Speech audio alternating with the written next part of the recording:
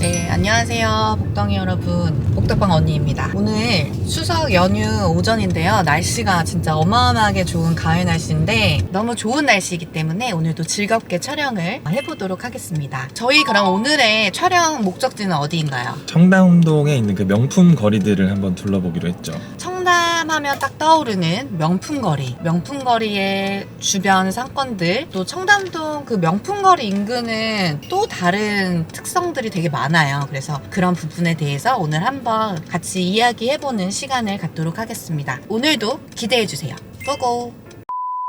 강남 쪽에서 가장 예술적인 그런 건축물들을 구경할 수 있는 거리가 저는 청담동 명품거리라고 생각이 드는데, 우리나라는 좀 유명한 건축사들의 건축물을 찾아보기가 되게 쉽지 않거든? 근데 여기 청담동 명품거리 같은 경우에는 뭐 루이비통, 프랑크 게리라는 굉장히 유명한 건축가죠. 그런 분들의 설계를 담은 굉장히 예술적인 건축물들을 구경할 수 있어서 건축을 좋아하시는 분들이 이쪽 라인에 답사오시는 분들도 되게 많더라고요. 뭐 디올이라든지 버버리, 루이비통, 돌체앤가바나, 구찌 이런 여러 가지들이 굉장히 그 명품 럭셔리 브랜드들의 어떤 하이엔드의 규칙에 맞게 세계적인 건축사들이 들어와서 설계한 건물들이 많아서 그냥 일반 강남 건물들에서는 볼 수 없는 형태의 건물들이 많습니다. 팀장님, 근데 제가 궁금한 게 있는데, 제가 지나다닐 때 보면까 그렇게 사람도 많지 않은 것 같고, 그런데도 불구하고 거기에 정말 수요가 있는 건지, 사람들이 많이 왕래를 하는지 좀 궁금하긴 해요. 사실 명품거리가 코로나 때도 되게 안 좋았어요. 왜냐면 중국인들, 외국인들의 수요나 이런 것들이 굉장히 기대는 경우가 많은데, 미들급 브랜드들은 많이 빠졌어요. 겐조라든지 클로에라든지 다 대거 나갔고, 지금은 어떻게 보면 샤넬, 루이비통, 디올 이런 형태의 빅 브랜드들, 그리고 매출이 높은 브랜드들이 이 라인을 유지를 하고 있어요. 근데 말씀하신 것처럼 어쨌든 우리나라 내수 같은 경우에는 백화점 수요가 굉장히 높지만 이런 플래그십 스토어가 주는 상징성이라는 게 분명히 있거든요. 그래서 청담동 명품 거리에 플래그십을 두고 안테나숍으로서의 역할을 하는 경우들이 많습니다. 그리고 이런 플래그십 같은 경우에는 리얼하게 그 브랜드의 VIP들을 대상으로 하는 서비스들 혹은 그런 혜택들이 있는 걸로 알고 있어요. 근데 이제 청담동 명품거리도 어떻게 보면 옛날에는 청담동 명품거리의 플래그십이 제일 뭐 좋은 스토어다 이런 어떤 인식이 되게 강했었는데, 예를 들어서 작년에 구찌가 한남동에다가 플래그십 스토어를 냈고, 그리고 디올 성수, 루이비통 도사는 압구정 로데오에 냈고요. 그런 식으로 이런 하이엔드 럭셔리 브랜드들이 이제는 청담동만 고집하는 형태의 이런 플레이를 하지를 않는 시대가 된 거지. 버버리도 성수동에다가 팝업을 10월 7일인가부터 낸다고 해가지고 패션 피플들이 되게 기대하고 있더라고요. 그런 식으로 청담동은 상징성은 분명히 가지고 있지만 브랜드들이 직접적으로 소비자들과 만나서 뭔가 테스트하는 그런 시장은 압구정 로데오라든지 성수라든지 한남동이라든지 이런 식으로 여기보다는 좀 더 신흥 상권들 이런 형태로 많은 브랜드들이 확장을 하고 있고, 명품은 청담동이다 이런 어떤 기존에 있었던 룰들을 깨는 형태의 행보들이 많기 때문에 단순히 명실상부한 상징성만으로는 조금 위기를 느낄 수도 있겠다라는 생각은 들어요.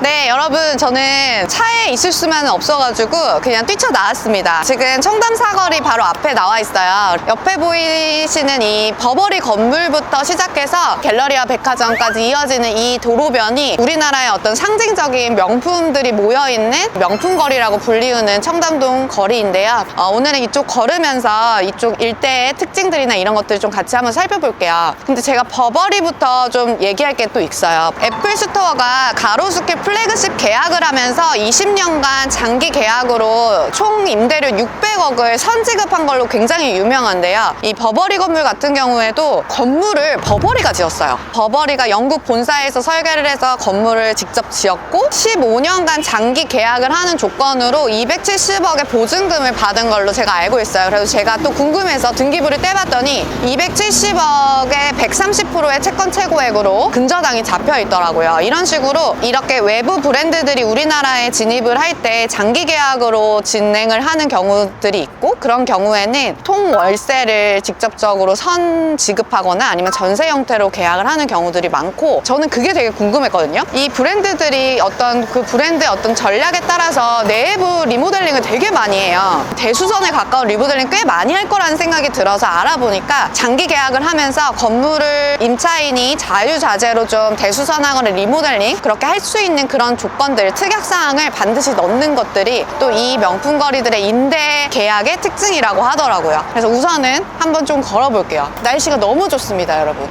팀장님, 그런데 여기 있는 대로변들은 그러면 임대료 수준이 어느 정도 되는 거예요? 제가 생각할 때 이쪽 라인들의 메인 1층은 거의 평당 100만 원 이상의 임대료 수준이고, 특히 통으로 장기 계약을 하는 경우에는 시세보다 훨씬 더 높은 금액으로 계약을 하는 경우들이 많습니다. 보통은 300평에서 500평 정도의 연면적을 사용을 하기 때문에 기본적인 임대료 수준 자체가 뭐 5천만 원, 그리고 뭐 1억 5천 이런 형태로 굉장히 높은 수준이라고 알고 있습니다.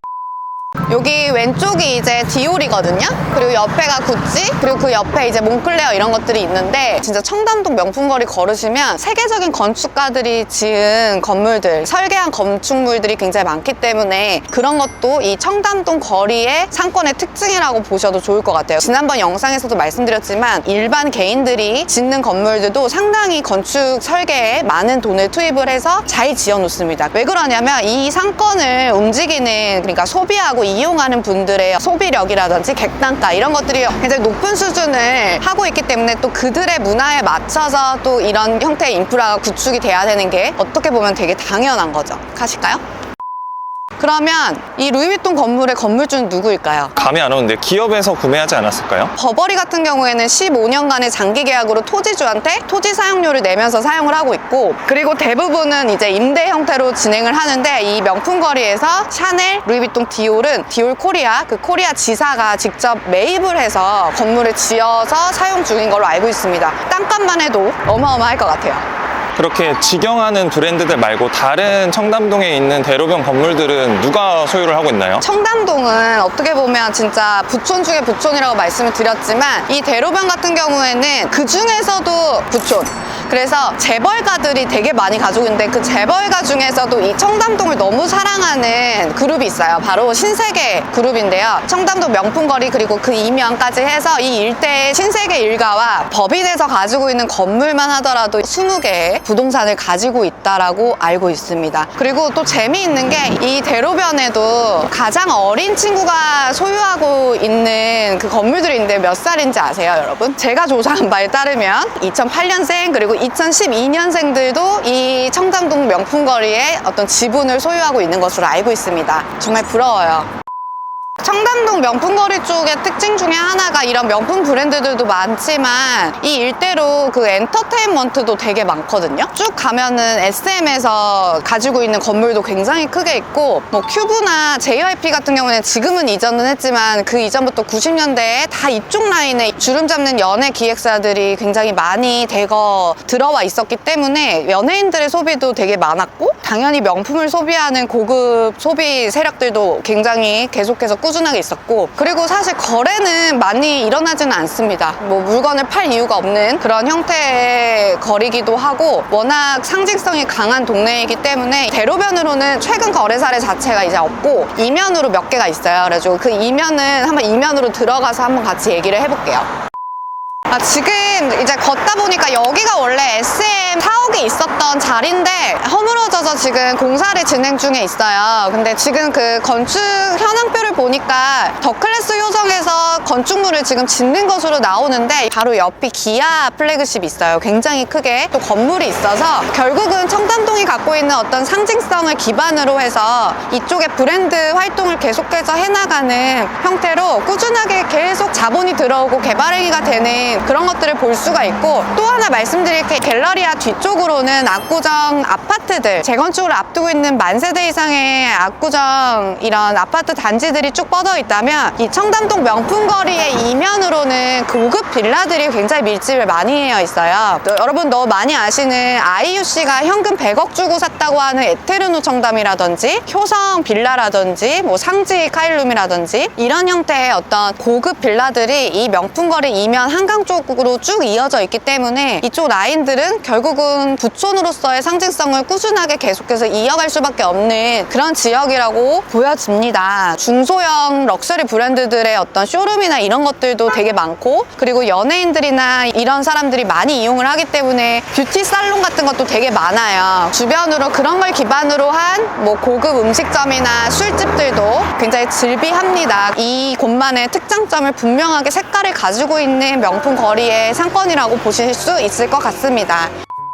이상하게 팀장님이랑 같이 촬영하면 연예인 진짜 많이 보는 것 같아요, 저희. 근데 청담도 오면 진짜 연예인들 많이 본다는 얘기 하는데, 저 막 바에 가면은 옆자리에 이서진 씨 앉아있고, 그게 그럴 것도 그럴 것이, 우선은 이 청담동 쪽에 연예인 건물주가 우선 첫 번째 많아요. 또 뷰티 살론 같은 것도 어떻게 보면 강남역이나 신사역에 있는 피부과나 클리닉이랑은 또 약간 달라. 여기는 막 약간 완전 고급 줄기세포 막 이런 것들 있잖아요, 여러분.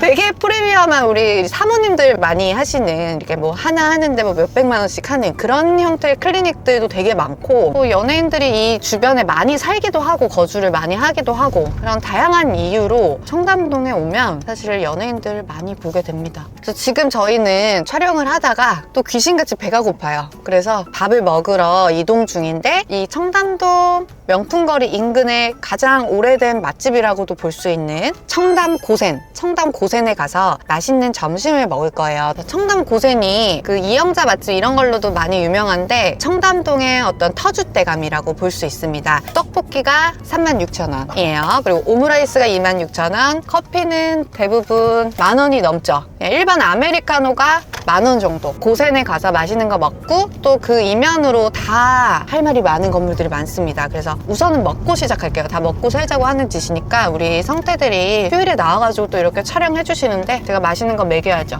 되게 매입을 잘하신 물건 중에 하나라고 생각이 들고, 저도 사실 이거 청담동 보시는 많은 고객분들한테 브리핑을 했던 물건인데, 이거 가져가신 분 너무 잘하신 것 같아요, 저는.